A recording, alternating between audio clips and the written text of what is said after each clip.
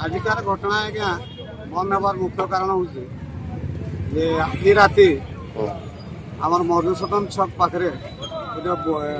30-35 वर्षर हनुमान मंदिर थिला से मंदिर हनुमान जी को उपाड़ी पकई दिखाई तारी प्रतिवाद रे आज बड़विल सारा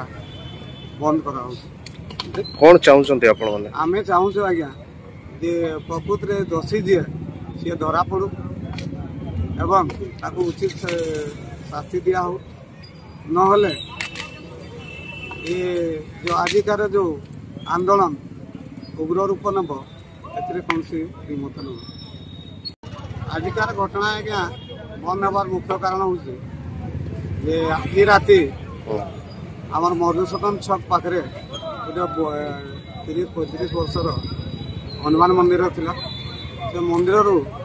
हनुमान जी को उपाड़ी पकई दिखाई तारी प्रतिवाद रे आज बड़विल सारा बंद करा कौन चाहते आप आमे चाहूँ आज्ञा जे प्रकृत रे दोषी जी सी धरा पड़ू एवं ताकू उचित शास्ति दिया हो नहले ये जो आजिकार जो आंदोलन